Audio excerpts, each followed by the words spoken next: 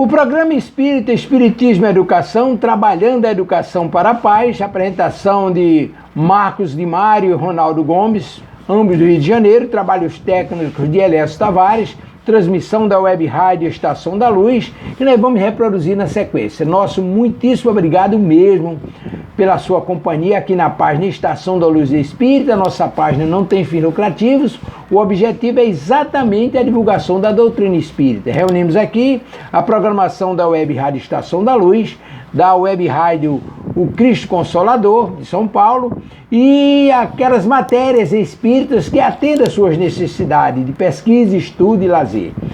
Mas lembrando que a nossa página não tem fins lucrativos, o objetivo é a divulgação da doutrina. E é por isso que nós convidamos você para mais esse programa Espírita, Espiritismo e Educação, trabalhando a educação para a paz, com Marcos de Mário e Ronaldo Gomes, do Rio de Janeiro.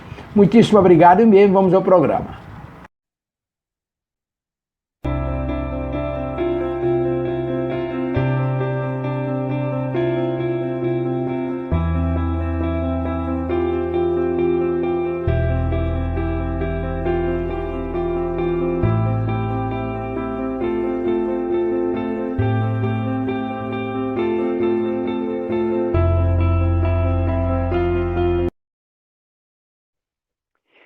Querido irmão, querida irmã, que Jesus, nosso Mestre, nos abençoe, que você esteja em paz no seu coração, neste início de mais um programa Espiritismo e Educação, pela Web Rádio Estação da Luz, transmitido de Natal, Rio Grande do Norte, para o Brasil e o mundo. Eu, Marcos Demário, e o nosso Ronaldo Gomes, falando do Rio de Janeiro, a cidade maravilhosa. E hoje nós temos um tema especial, porque vamos falar justamente da paz.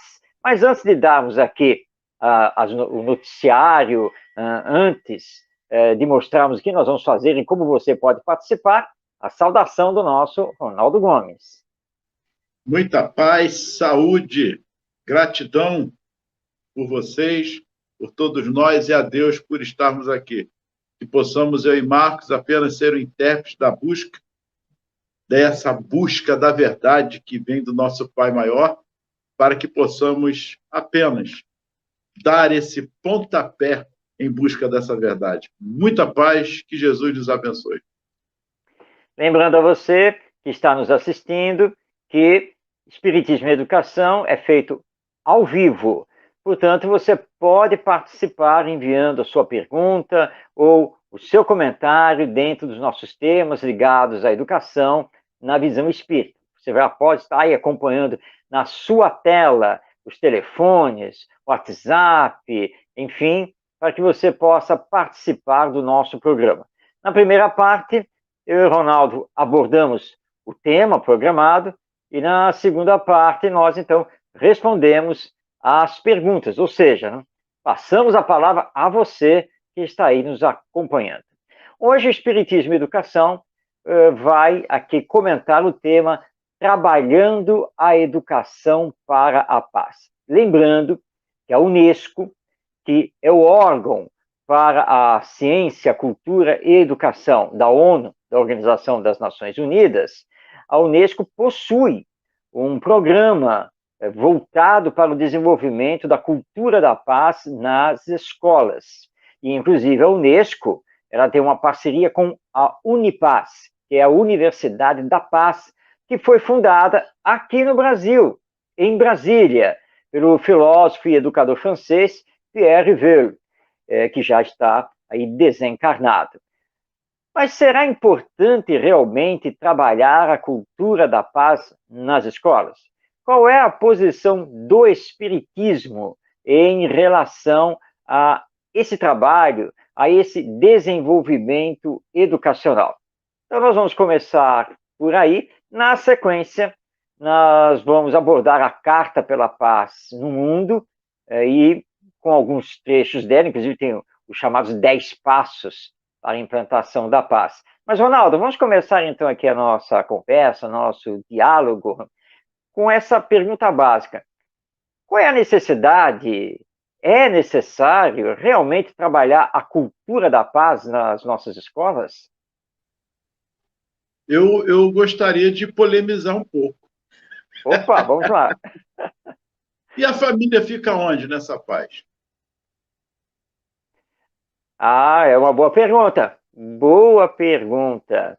Aí, a cultura da paz é para ser desenvolvida apenas nas escolas ou a cultura da paz tem que ser desenvolvida também na família? Ou somente nas famílias e deixa a escola de lado? Agora sou eu que estou polemizando. E aí?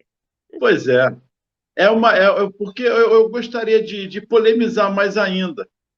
Porque já que estamos falando de escola e falando de escola, não, lembramos de mestre, do nosso mestre. Jesus disse assim, Marco, no capítulo 10, no versículo 34, ele diz assim, ó, se você não souber responder, pode perguntar aos universitários. Não penseis que eu tenha vindo trazer a paz à terra. Não, não vim trazer paz à terra, mas a espada. Porquanto vim separar de seu pai o filho, de sua mãe a filha, e de sua sogra a nora.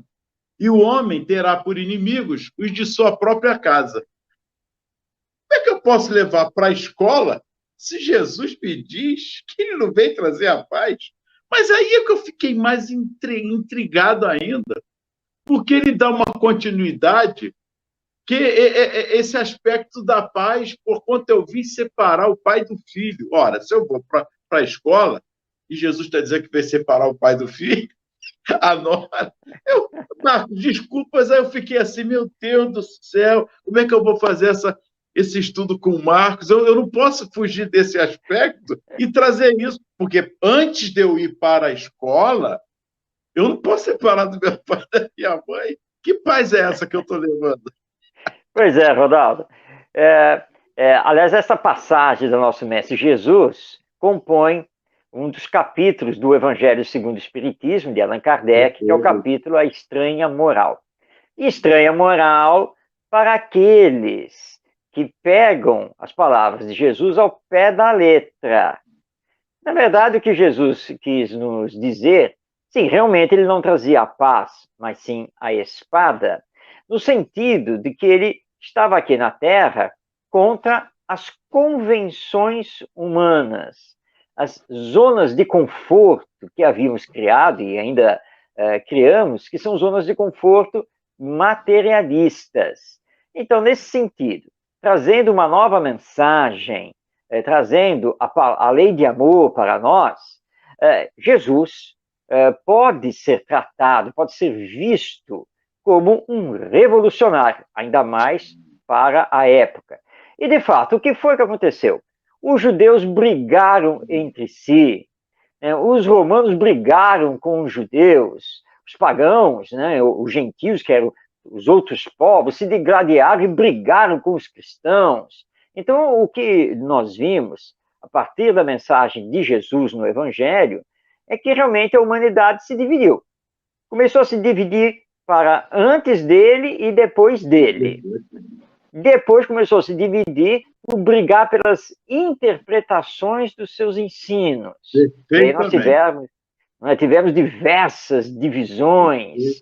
Depois culminou com a guerra, a verdadeira guerra, que se espalhou pela Europa entre católicos e protestantes. Depois, então nós vimos convulsões.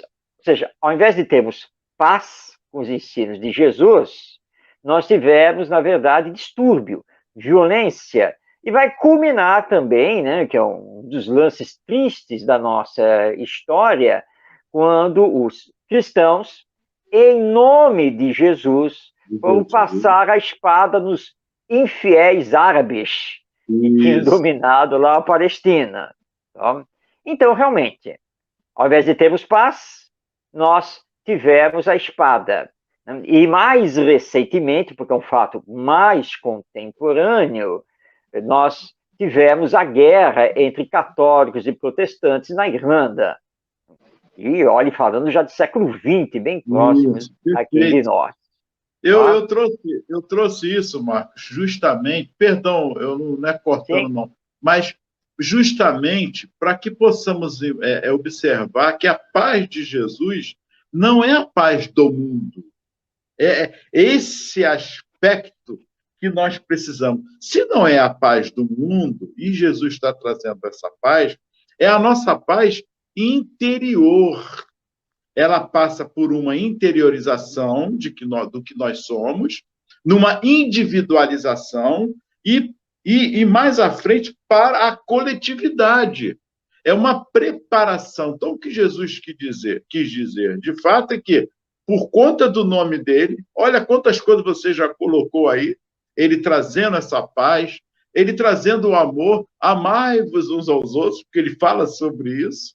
E ele, com Pedro, então, ele diz a Pedro, Pedro, não faça isso. Embainhe sua espada, coloque sua espada de volta. Não faça isso. Ainda bem que estou contigo. Ele pega a orelha e reimplanta. Olha que interessante. A orelha daquele soldado. Isso é amor, é atitude nossa, da nossa interiorização. É isso que Jesus quis dizer, que o pai e a mãe vão brigar um com o outro, o filho vai brigar um com o outro, por conta das dissensões, em nome dele, por interpretações próprias, não a interpretação do amor que ele veio trazer.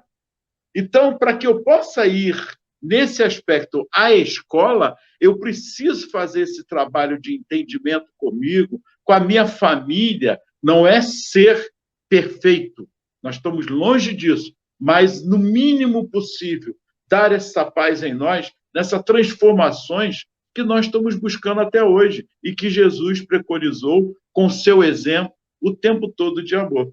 Mas você disse bem, por conta do nome dele, por conta dessa luz que ele trouxe, do amor para a humanidade está se dividindo por interesses egoístas, por não compreender esse amor, achar que o amor é fazer a vontade do outro ou a minha vontade. Isso não é amor. Nós confundimos até isso nesse aspecto. Perdão, Marcos. Sem dúvida, Ronaldo. Nós temos que lembrar um outro ensino de Jesus que está no Sermão da Montanha, quando ele faz as bem-aventuranças. E quando ele diz, bem-aventurados os brandos e pacíficos, porque herdarão a terra. Parece que Jesus está se contradizendo, né?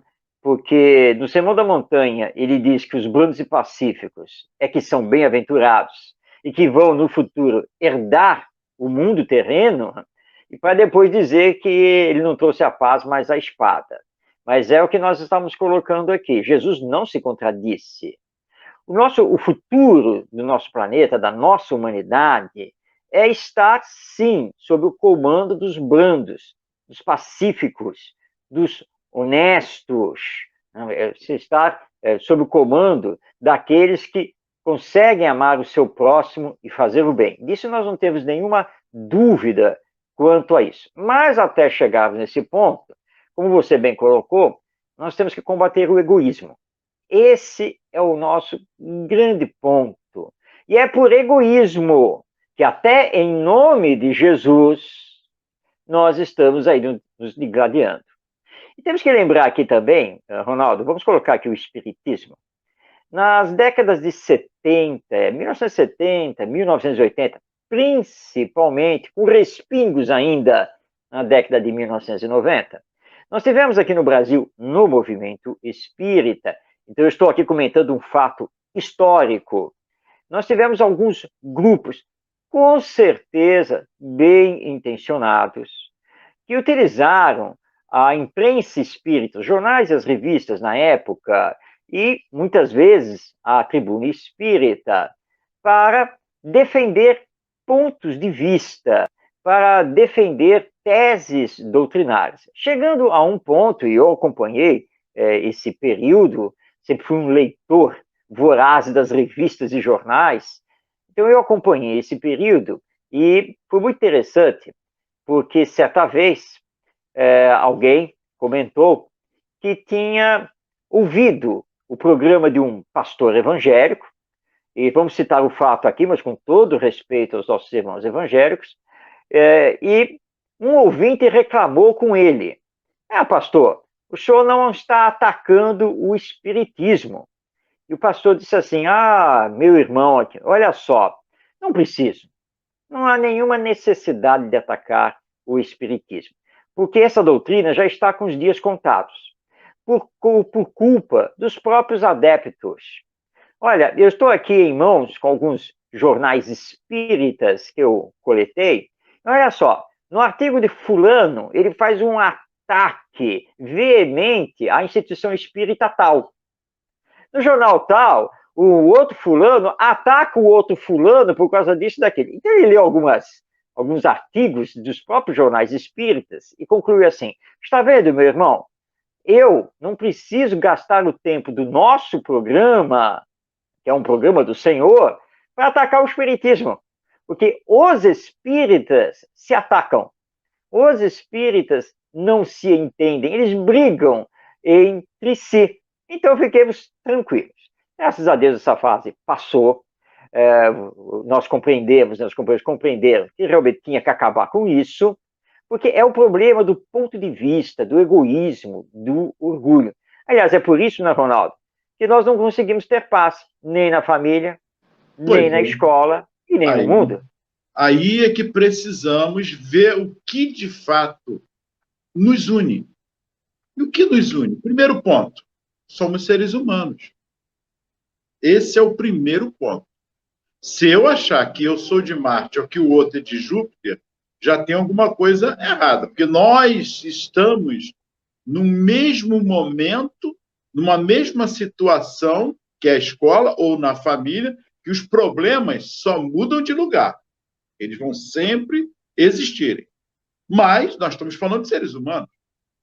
E nós, como seres humanos, temos as nossas limitações, nosso livre-arbítrio, precisamos nos identificarmos do que nos fala mais em comum. Já falei o primeiro, que é nós somos seres humanos. O segundo, vivemos em família de fato. A família nossa particular e a grande família, que é a escola, que é a sociedade, e que o que é mais em comum? A paz, esse amor. Mas como conquistar isso se não nos respeitarmos uns aos outros? E isso precisamos fazer de acordo com as reais necessidades, não minha, mas da coletividade. Enquanto nós estivermos pensando no individualismo apenas ou em parte dessa sociedade, estaremos o quê? Marginalizando. E essa margem, esse grupo que está à margem, estará se perdendo, estará o quê? Cada vez mais ficando à margem da sociedade. Então, a paz no mundo não se especifica a minha família ou a família do Marcos, não. Ela tem que ser exemplificada, ela tem que abranger um todo. Enquanto houver um ser humano passando fome, ou alguém na escola sendo rotulado, isso não é paz. Isso é egoísmo. Isso é indiferença. Isso é separativismo. É verdade, Ronaldo. Você fez colocações importantes. Então, vamos reforçar aqui. Primeiro caminho, né?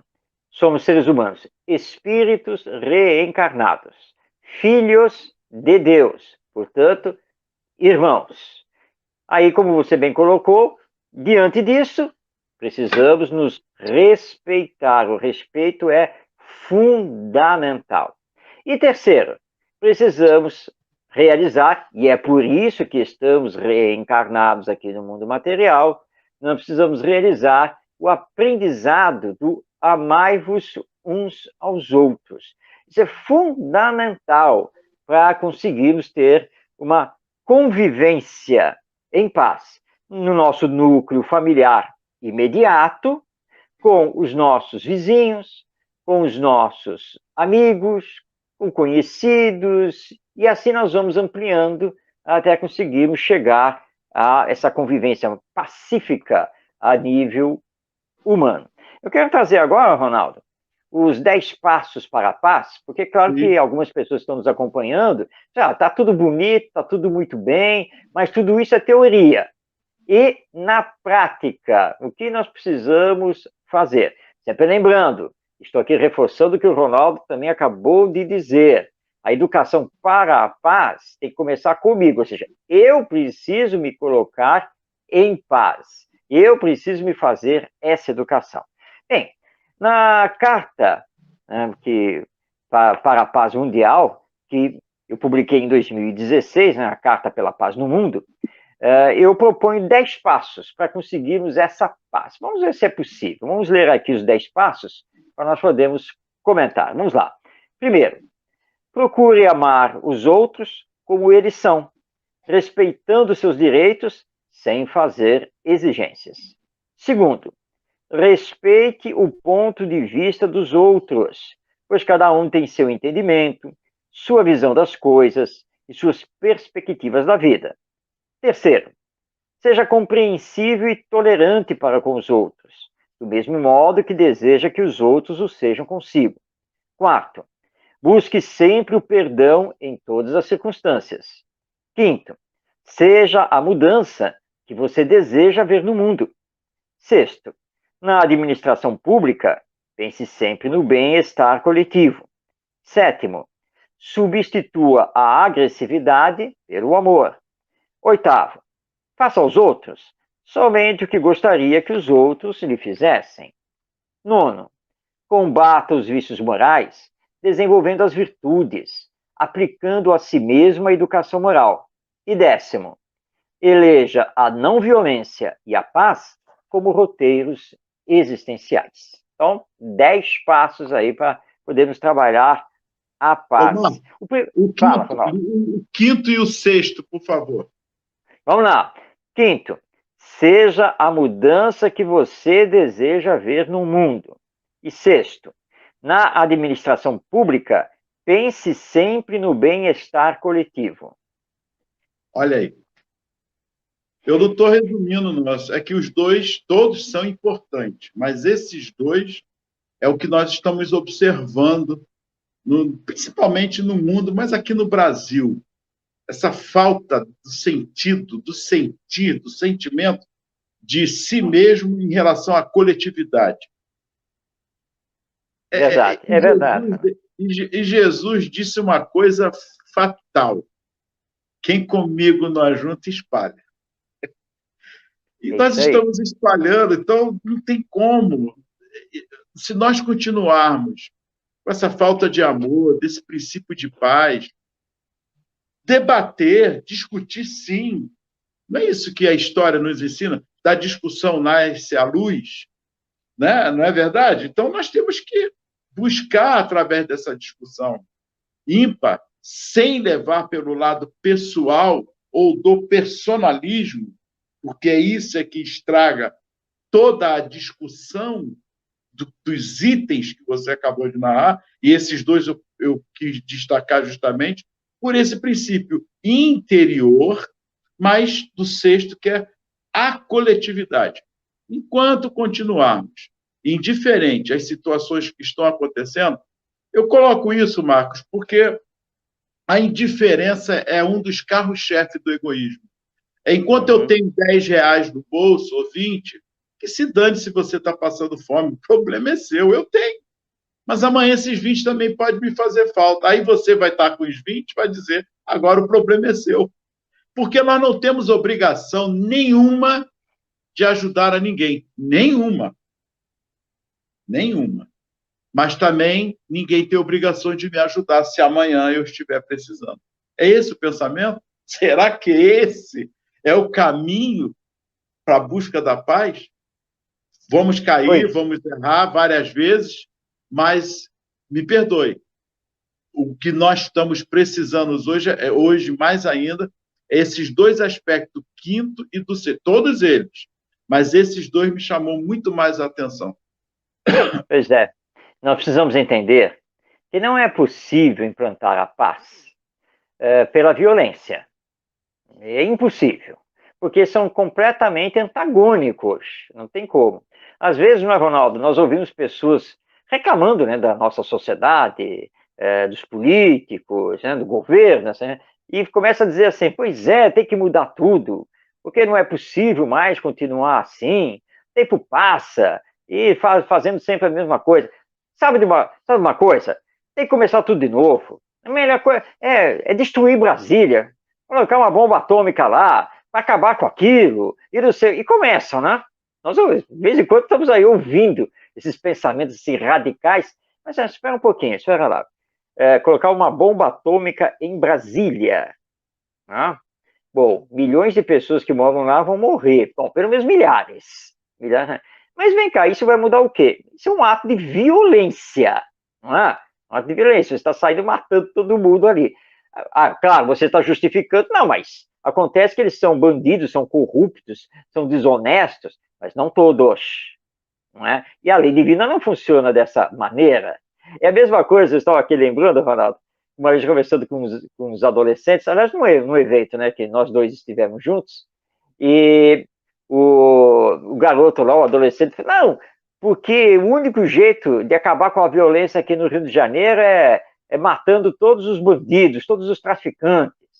E eu acabei intervindo e falei, mas vem cá, matar? Mas é claro, tio, porque aí só os bons vão ficar. Bom, pensando desse lado, tá. Mas vem cá, quando você casar, se tiver filhos, vai, se um filho seu virar bandido, bom, aí eu vou lá e mato ele, certo? Ele virou um bandido, traficante, criminoso. Aí ele olhou para mim e disse assim, não, mas aí não pode, né, tio? Ué, por que não pode? Você não acabou de dizer que para não ter mais violência tem que matar todos os criminosos? Se o seu filho virou um criminoso, um bandido, eu tenho que ir lá e matá-lo. Está justificado. Não, tio, mas acontece que é meu filho. Aí, por acaso, os outros bandidos, criminosos, traficantes, não são também filhos de alguém? Estamos aqui para discutir se foram bem educados, se não foram bem educados, qual era o problema. Não, mas vem cá, eles também têm pai e mãe. Então, o que justifica preservar o seu filho bandido e não poder preservar os outros? Não é mesmo? Agora, vem cá, uma outra pergunta. Você não está se transformando num assassino? Porque não importa se ele é bandido, criminoso, traficante, seja lá o que for, é um ser humano igual a você. Não é? Ou você acha que pelo fato dele ser um criminoso justifica que você cometa um assassinato de um ser humano? O problema então, é isso, esse. Não é, Ronaldo? Nós temos que fazer... Exato. E nós temos que fazer com que as pessoas pensem, raciocinem. Para aí, calma ali, calma. Você quer a paz, né? Aqui no Rio de Janeiro. Você não quer mais ser assaltado na rua. Você não quer mais ter bala perdida. E para isso você vai sair matando os outros, fazendo violência. Violência é incompatível com a paz. Não tem jeito. É a mesma coisa que um pai, não é, Ronaldo? Está lá brigando com os filhos, que vivem se pegando. Quer saber de uma coisa? Vocês vão aprender agora na marra. E sai batendo em todos eles. Para eles aprenderem, né, que tem que se respeitar. Mas você está desrespeitando os seus filhos e usando de violência, que, aliás, é condenada pelo próprio Estatuto da Criança e do Adolescente. Então, nós vivemos nesses antagonismos, nesses paradoxos. Então, nós temos que lembrar, primeiro, seja você a mudança que você quer no mundo. Você quer paz? Seja pacífico. Você quer que os que estão na administração pública pensem nos outros? Comece você a pensar nos outros. É sempre assim, não é, Ronaldo? Porque nós temos a mania de confundir liberdade com libertinagem. Amor com pieguice, com manteiguismo. Não é nada disso. O amor também é enérgico. O amor também tem a disciplina, tem os limites. Não vamos confundir. Então, tem algo errado nesse procedimento que, infelizmente, vem as deturpações e o que nós observamos, principalmente na escola. Se você é um professor, ame seus alunos de fato. Ele tem a família, não seja tio ou tia deles, seja professor ou educador, como queira chamar, mas não seja diferente dentro da escola. É fazer a diferença dentro de um processo de tratamento no espaço de convivência como seres humanos que nós somos. É isso. Isso aqui são princípios básicos de humanização, de civilização. E pronto, vamos errar, vamos acertar. Vou, através dessa moral que nós falamos, mostrar que eu, através do exemplo, poxa, errei muito hoje, Marcos, fiz tal coisa, espero que amanhã não vou fazer, vou ter que falar com a turma até, com todo mundo, e com a família, me desculpar, eu fiz uma coisa, não é nada demais, mas eu achei para mim que eu não devia ter feito aquilo. Isso é exemplo, isso é moral, é uma atitude que você está tendo de conduta para com o outro, porque você quer o mesmo para com você em relação ao que os outros façam. Ou seja, trazendo Jesus novamente para nós, porque o Espiritismo faz um resgate dos ensinos morais de Jesus.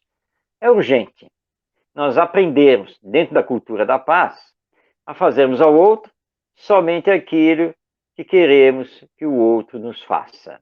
E é claro que nós queremos que os outros nos façam sempre o bem. Portanto, nós precisamos fazer o bem para os outros. Na cultura da paz, nós precisamos, então, respeitar o outro na sua individualidade e como ele é. Precisamos compreender as suas opiniões, porque nós somos individualidades em estágios diferentes de evolução e, obviamente, que não vamos pensar sempre do mesmo jeito e nem vamos querer as mesmas coisas. Isso é natural. Os graus evolutivos são diferentes entre nós. Para cada encarnação, nós assumimos uma determinada personalidade, trazendo as nossas ideias inatas, nossas tendências de caráter. Então, assim como eu não quero que os outros fiquem pegando no meu pé e me exijam que eu me corrija nisso e naquilo o tempo todo, eu também preciso respeitá-los, senão ficando pegando no pé deles o tempo todo e fazendo exigências que, na verdade, desrespeitam a própria pessoa. E vamos lembrar aqui, se você não cultiva a paz íntima, se você não é a transformação que deseja no mundo, se você está deixando o tempo passar e se mantendo no egoísmo, no orgulho, na indiferença, lembremos que vamos responder por isso depois da morte, na vida futura que nos espera no retorno ao mundo espiritual. E não adianta ficar só orando também. Todo dia eu peço a Deus para que nós tenhamos paz no mundo. Mas depois que você encerra aí a sua oração, você briga com a vizinha, discute em casa, e não sei o quê, sabe? Gente, então não é possível. Você tem que ser a transformação que você deseja. E quem fala isso, além da própria doutrina espírita de Jesus, mas Gandhi, Dalai Lama, Albert Einstein e tantos ícones da humanidade que vivem repetindo isso. Queremos a paz? Queremos o bem coletivo? Então nós precisamos individualmente ser a paz, pensar e trabalhar pelo bem coletivo. Esse é o caminho. Isso mesmo, nós devemos agir assim. O pior é que nós jogamos anátema. Lembra que Jesus falou? Olha os anátemas que nós jogamos. As fofocas, me disse, que isso também é perigoso. As intrigas sutis nas escolas, na família, na comunidade. Ou seja, temos que pensar no comum para todos. E a paz começa nesse processo de humanização. Primeiro passo. Nós não somos máquinas, somos seres humanos. Vamos às perguntas, Marcos? Vamos sim, vamos lá, estamos já no início da segunda parte, né? Vamos a elas. Temos perguntas aí, ó. Rejane, olha aí, Marcos. Essa pergunta é muito boa. Por que é tão difícil fazer um trabalho diferente na escola? Como, por exemplo, trabalhar o desenvolvimento socioemocional dos alunos. Muito boa, Rejane, gostei. Muito boa, Rejane, realmente. Bom, por que é tão difícil, não é mesmo? Bom, nós precisamos entender o seguinte, tá? O nosso sistema educacional brasileiro, ele está formatado, é um sistema com uma determinada formatação. Então, nós temos desde a educação infantil, passando pelo ensino fundamental, ensino médio, chegando no ensino superior. E quando falamos desse sistema, onde então colocamos a escola no centro, a escola possui uma formatação que é feita então de salas de aula, professores que dão aula, coordenadores pedagógicos, direção escolar, né? É esse fluxo dentro desse sistema. As nossas faculdades de pedagogia formam naturalmente os professores e pedagogos para trabalhar dentro dessa formatação, nessa forma, dentro desse sistema. Ora, as décadas vão passando, então o que vai acontecendo? Isso vai se fortalecendo cada vez mais. E embora os resultados desse sistema não sejam os melhores e o sistema receba críticas e mais críticas ao longo das décadas, mas não muda. Não muda porque é uma questão de mudar as mentalidades. E em mudando as mentalidades, primeiramente mudar a filosofia de educação que rege o sistema. Então, o grande entrave que nós estamos encontrando hoje em dia, porque projetos pedagógicos muito bons e que fazem diferença, nós temos. E já deu um bom tempo. Mas por que a maioria das escolas não consegue sair dessa formatação, não consegue sair desse padrão? É porque nós criamos uma zona de conforto. E parte do professorado pensa, por causa da sua formação, que ele existe para ensinar. Ele, professor, ela, professora, existe para dar aula. Então não sabe fazer outra coisa diferente. E considera que outras questões, como o desenvolvimento socioemocional, seriam um problema, por exemplo, do psicopedagogo, do orientador educacional, do psicólogo, dos pais, né? Seria uma questão da família. Por quê? Porque a carga de trabalho dentro da escola para desenvolver os conteúdos das disciplinas curriculares já é uma carga enorme, que se junta com toda a burocracia de fazer provas, dar notas, fazer essas avaliações, seminários e não sei o quê, e o professor se vê realmente atolado. Nós temos casos aqui, aliás, semana passada, uma professora conversando comigo, trocando algumas ideias, e ela fez assim, pois é, porque olha só, eu tenho 5 turmas, um total de 125 alunos. Aí você já cai da cadeira, né? Ah, meu Deus! Coitado, como é que eu vou socorrer essa professora?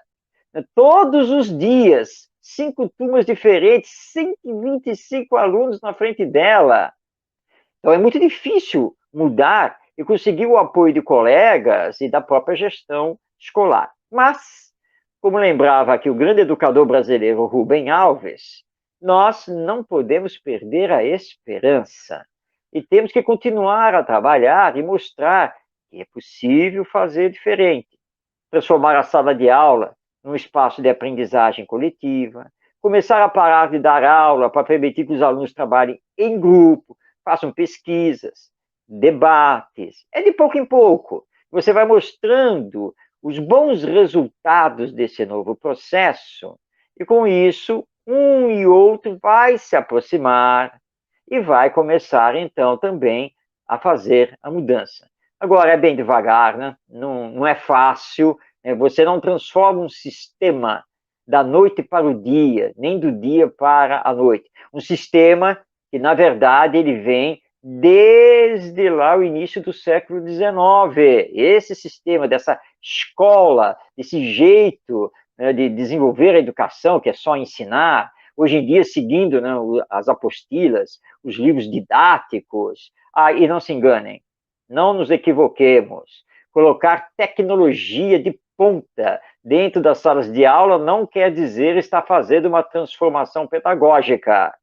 Tá? É apenas uma questão aí de recursos novos que estão sendo utilizados. Então, se nós já temos mais de 2 séculos com esse sistema, nós temos que ter a devida paciência e perseverança para modificá-lo. E o Espiritismo nos auxilia muito dentro disso, na nova visão que ele tem sobre o ser, sobre a vida, a lei de evolução, e nós acreditamos, sim, que nós vamos conseguir mudar tudo isso com um projeto pedagógico inovador, mais espiritualista e que vai respeitar a condição individual de cada criança e de cada jovem. Continuemos a trabalhar. Muito bem. Próxima pergunta. Vamos à próxima. É Augusto, São Paulo. O Espiritismo diz que somente a educação pode transformar a humanidade. Como isso pode acontecer, Marcos? Muito bem, Augusto. Você está aqui recordando para nós o que está lá na questão 796 do Livro dos Espíritos. Somente a educação pode transformar a humanidade. Agora, Augusto, vamos lá ao que o codificador desenvolveu a partir dessa fala. De qual educação nós estamos falando? Aqui é que é a chave da questão.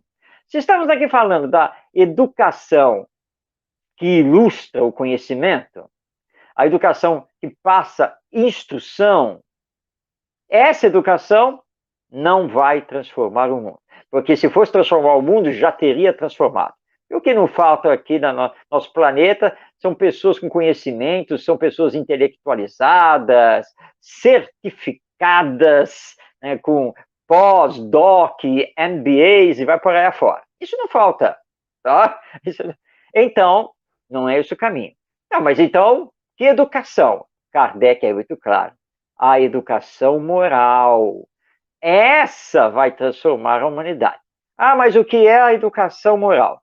Educação moral é aquela que combate as más tendências do espírito e faz com que ele desenvolva bons hábitos.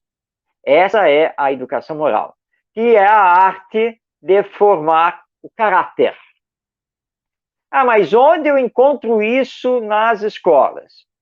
Infelizmente, não vai encontrar, com as suas exceções, obviamente. Tá? Mas, assim, no geral, não. Porque boa parte dos professores e pedagogos considera que isso tem que ser feito fora da escola e com um grande peso na família. Mas, não é, Ronaldo? Olha o problema aqui. Nós temos várias gerações que não receberam educação moral, que agora são pessoas adultas que formaram família e tiveram filhos. Como eu vou dar aos meus filhos aquilo que eu não tenho, porque eu nunca recebi, que é a educação moral? Então é urgente começarmos a desenvolver a educação moral. Uma educação moral que, obviamente, vai humanizar o ensino, vai espiritualizar todo o processo educacional. E aí voltamos ao Espiritismo, porque o Espiritismo nos abre as portas da imortalidade da alma e da vida futura, e da reencarnação. E aí muda tudo, né? Nossa, quer dizer, meu filho, meu aluno são espíritos reencarnados, têm vínculos comigo, todos eles trazem ideias inatas, tendências de caráter, e não adianta ele tirar nota 10 em matemática e 9,5 em língua portuguesa se ele não for honesto, se ele não for solidário. Então, nós temos que ter projetos pedagógicos que trabalhem a educação moral e que levem em conta o desenvolvimento atitudinal, comportamental das novas gerações.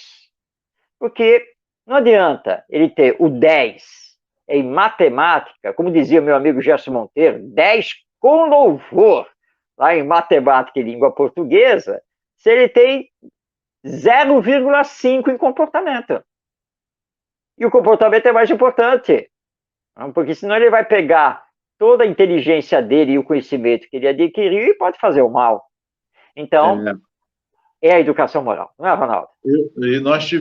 Eu tive professores que fizeram a diferença, Marcos, sabe? Sim, sempre teve. Educação moral, dando o seu bom dia, algumas coisas, às vezes, se preocupando com o aluno nas suas dificuldades. Isso aí é uma educação também. Essa atitude do professor em nossas carências, às vezes até afetivo, da conversa sobre o mundo, sobre a história. E as disciplinas podem ajudar muito e ajudam nesse aspecto. A própria matemática, quando você faz a divisão, a multiplicação, a soma, a diminuição, mostrando o aspecto de como fazer isso, faz uma feirinha, eu levei o troco a mais, aí você já joga o lado da moral. Olha, a escola pode muito e muito. A próxima pergunta. Cláudia, depois de mais de 2000 anos, ainda dá para acreditar no Evangelho? Olha, Excelente pergunta. Olha, realmente, Cláudia, se pensarmos, pararmos para pensar, pois já passaram mais de 2000 anos, não aprendemos a nos amar, não somos brandos nem pacíficos, é violência, corrupção, desonestidade, guerras para tudo quanto é lado, fundamentalismos. É, depois de 2000 anos, acho que o Evangelho não conseguiu, não é mesmo? É o que parece, não é? Mas cuidado com as aparências. Aliás, tem o velho ditado popular: as aparências enganam. Calma. O processo de transformação íntima, ele é de fato demorado, porque não é fácil para nós, né? Para mim, para você, Cláudia, para o Ronaldo, para todos. Não é fácil combater em mim o egoísmo, o orgulho, a indiferença, a vaidade, a insensibilidade, a luta pelo poder, o apego às coisas materiais. Porque nós estamos trazendo isso já de há muito tempo, mas Deus é bom e está sempre nos oportunizando uma nova chance, ou seja, uma nova encarnação, com novas situações, para irmos realizando o nosso aprendizado. Agora, cuidado, não diga assim, não, mas olha só, desde que eu tive contato com o Evangelho, com o Espiritismo, graças a Deus, agora eu sou uma pessoa caridosa, não tenho mais problema com o egoísmo. Não fale isso. Nós ainda estamos num mundo de expiações e provas. Todos nós somos espíritos inferiores. E é claro que de vez em quando nós escorregamos na casca da banana do egoísmo e do orgulho. Claro que você já pode ter controlado isso num grau maior, mais intenso, né? Então hoje você já conseguiu adquirir maiores aspectos de virtuosidade. Mas esse trabalho íntimo continua. Jesus esteve aqui na Terra para nos trazer o Evangelho, mas sabendo perfeitamente que teríamos muito tempo pela frente para aprendê-lo. Tanto que depois ele passa para João uma visão de futuro, que é o Apocalipse. Apocalipse, aliás, significa livro da revelação, não é livro do juízo final, não. Então, na verdade, o que acontece? João tem a visão do futuro.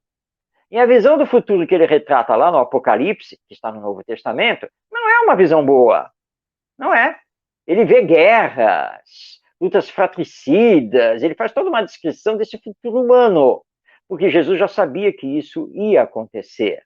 Mas vai acontecendo até que a dor comece a nos levar para o amor. E o Espiritismo veio destravar o entendimento do Evangelho. Porque o Evangelho ficou meio nublado durante muito tempo. As interpretações não chegavam à população, ao povo de uma forma geral. Muitos interesses outros de poder macularam as lições do Evangelho. Mas hoje nós estamos resgatando, estamos trazendo de volta. É preciso perdoar 70 vezes 7 vezes, amar ao próximo como a si mesmo, ser brando e pacífico, ser a luz do mundo e o sal da terra. Nós estamos começando agora a repensar todos esses temas, até porque, isso é um fato, nós já não estamos mais suportando radicalizações, fanatismos, guerras, essa luta pelo poder, todo esse egoísmo, e já estamos clamando para termos uma sociedade mais honesta, mais ética. Tudo isso é a influência do Evangelho. Agora, tenhamos calma e façamos a nossa parte. Porque se você fizer a sua parte, pela força do seu exemplo, você consegue arrastar, levar os outros também a entender o Evangelho e a praticá-lo. Muito bem, Marcos. Próxima pergunta. Helena, como fazer com que meus 3 filhos se entendam como irmãos? Isso é difícil, hein, Marcos? É verdade, é verdade. Helena, Olha só, eu vou até citar aqui o nosso Ronaldo Gomes, que o Ronaldo de vez em quando ele lembra assim, olha, não tem receita de bolo. Realmente, em educação, né, na educação dos seres humanos, não tem receita de bolo. Faz isso e o resultado é este. Bom, você tem 3 filhos. Portanto, 3 espíritos reencarnados. 3 individualidades que você não conhece o passado deles. Ou seja, o que os liga desde existências pretéritas e, claro, com ligações com você e também com o pai. Isso está oculto. Bom, o que se recomenda, então, em termos de educação moral? Primeira coisa, observe os 3 para ver as qualidades de cada um que apresentam espontaneamente e também os vícios de caráter que apresentam. Bom, por que é importante observar isso? Porque aí você vai saber como lidar com cada um, respeitando a individualidade de cada um, o ritmo de aprendizado de cada um e vendo o que precisa corrigir mais neste, não tanto naquele, o que precisa fortalecer mais no outro, não precisa tanto neste. Então, isso já é fundamental. Conhecer os filhos como espíritos reencarnados, com aquilo que eles estão trazendo.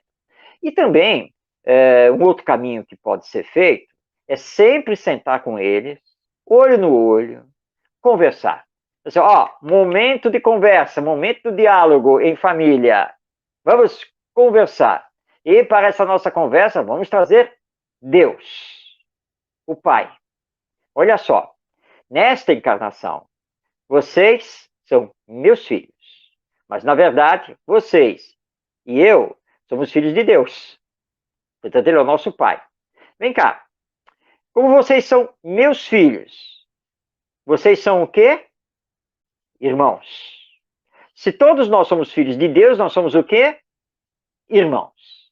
Ora, o que precisa acontecer entre irmãos? Mas não dê a resposta, porque agora é a hora de fazer eles falarem, eles pensarem, para tirar as conclusões de como deve ser a convivência entre irmãos. Mas acontece que isso é natural, as acusações vão acontecer. E você tem que ouvir as acusações entre eles de forma bem natural, tranquila, dando a palavra a cada um, inclusive para se defender do que o outro falou, e mostrando, então, que é preciso fazer a mediação de conflitos. Isso é importantíssimo na convivência familiar. Bom, nós temos um problema aqui, certo? Todo problema requer uma solução, porque enquanto não tiver uma solução, ele fica problema. Como nós vamos resolver isso? Como? Por exemplo, eu tenho aqui umas sobrinhas netas aqui, que ainda são pequenas. Uma vai fazer 4 anos, a outra tem 7, 6. Né? Então é natural, é muito natural que de vez em quando dê uma briga aí por causa dos brinquedos, não é? Ainda mais porque a menor, com seus 4 anos, está naquela fase de achar que tudo é dela. Tudo para mim. Então ela viu uns bonequinhos aqui de pelúcia novos, aí já pegou tudo, aí abraçou os bonequinhos e tal. A outra, a irmã mais velha, foi lá, não, deixa esse boneco aqui comigo. Claro que a pequena não quis dar. Claro que não. Ela abraçou mais forte ainda os bonecos para não dar. Aí é quando você faz a intervenção. Não, vem cá. São vários bonecos, não são? E você vai cuidar deles, não é? Pois é. Mas olha só, por que a sua irmã não pode cuidar de um? Vai até lhe ajudar, não é mesmo? Aí depois vocês trocam, não é? Você não devolve e tal. Aí ela olhou assim, e ela gosta da irmã. Tá, então fica com esse. Aí deu um boneco. Pronto. Veja, a mediação já resolveu o conflito. Aí depois começaram a brincar de médico, que não sei o quê, que os bonecos ficaram doentes. Aí pronto, aí começaram a interagir com a maleta lá de médica, não sei o quê, aí a coisa foi. Então, são caminhos para promover a melhor convivência entre seus filhos, que precisam, então, começar paulatinamente a entender que são irmãos e precisam superar as diferenças para construir a paz. E, Marcos, você colocou bem aí. Essa mediação ela tem que ser de imediato. Se você detectou naquele momento, não deixe passar. Porque esse deixa passar se torna uma bola de neve. Então, detectou no momento, faz a mediação naquele momento. Não deixe passar. Verdade. Vamos lá. Adriana, Recife.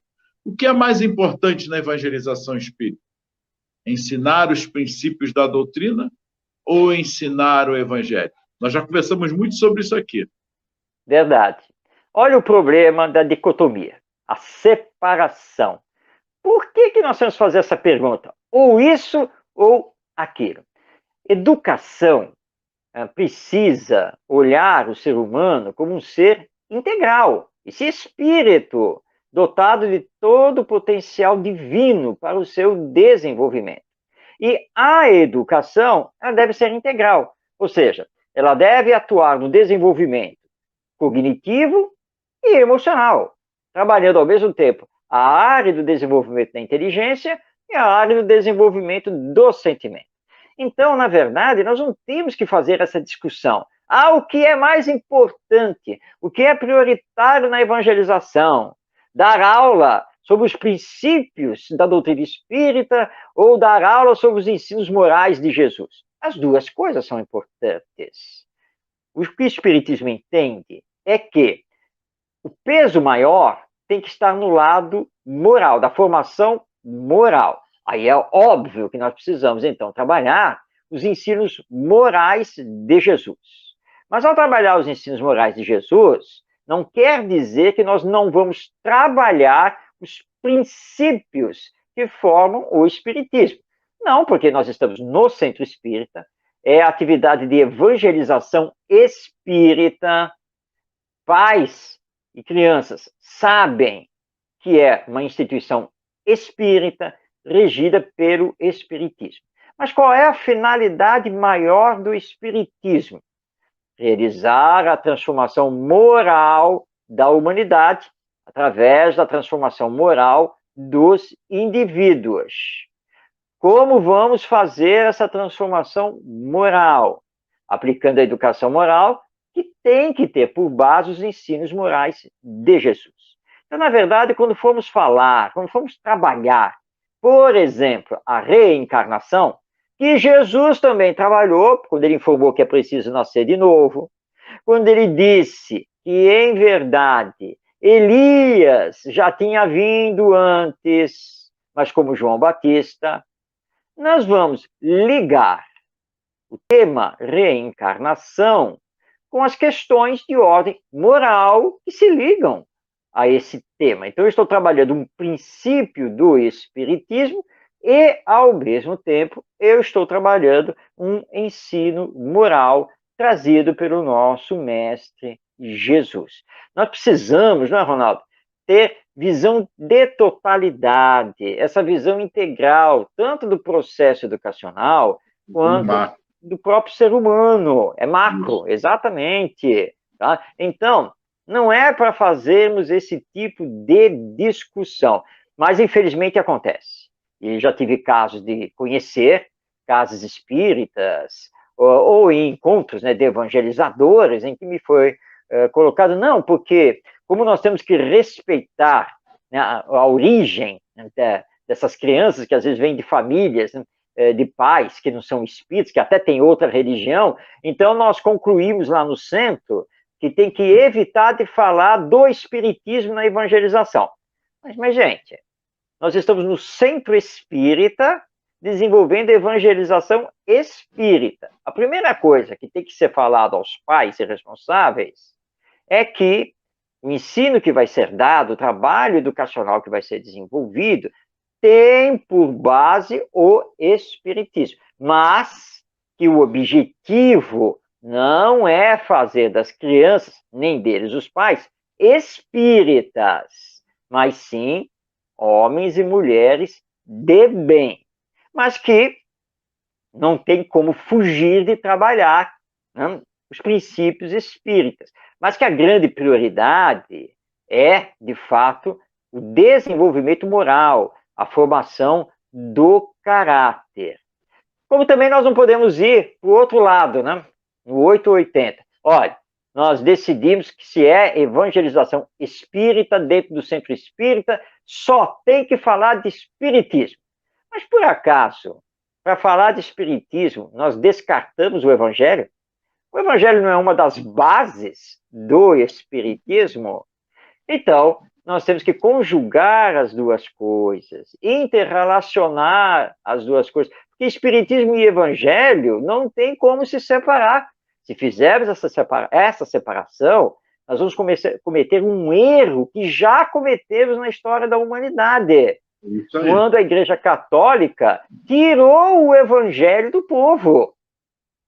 Então, não cometamos esse erro. As duas coisas são importantes, mas levando sempre para essa questão da formação do caráter, que isso que é o mais importante. Muito bem, Marcos. Chegamos ao final. Pois é, Ronaldo, olha só, né? Mais uma vez. Né? O nosso rápido. Tavares, na técnica, ele não conseguiu achar um aplicativo, um programa para segurar o relógio, não é mesmo? Isso é impressionante. Bom, é muito oportuno hoje esse tema e que possamos não nos esquecermos de que é através de nós mesmos, no trabalho interior, na nossa própria transformação, e aí passa para a coletividade, que iremos transformar, levar a paz, primeiro dentro de nós, para o outro. Mas a paz que estamos falando é a transformação de fato nossa, extirpando de vez o egoísmo, trabalhando mais esse amor pela coletividade, pela humanização de fato. Não podemos nos esquecermos disso. Jesus é o nosso maior exemplo. Boa noite aí a todos. Gratidão a todos pelo carinho de sempre por estar aqui. Que Jesus os abençoe, nos abençoe e gratidão. E tenhamos paciência, tranquilidade diante desses momentos de conturbação que estamos passando, não apenas na sociedade brasileira, mas na sociedade mundial. As crises existem justamente para que nós tenhamos novos ganhos, novas conquistas, novos aprendizados. E quando se trata de uma crise moral, que é o caso, isso indica que nós vamos começar a mudar os rumos, a fazer as transformações necessárias. Confiemos em Deus, nosso Pai. Jesus, nosso mestre e governador, eles não nos desamparam, mas façamos a nossa parte. Eu preciso me pacificar, eu preciso me moralizar para pacificar e moralizar os outros e a sociedade humana como um todo. Trabalhemos isso e que possamos ter um novo encontro na próxima segunda-feira, 8h30 da noite, pela web rádio Estação da Luz. Eu, Marcos Demário e Ronaldo Gomes, esperando você para mais um Espiritismo e Educação. Um grande abraço, paz em seu coração. Gratidão.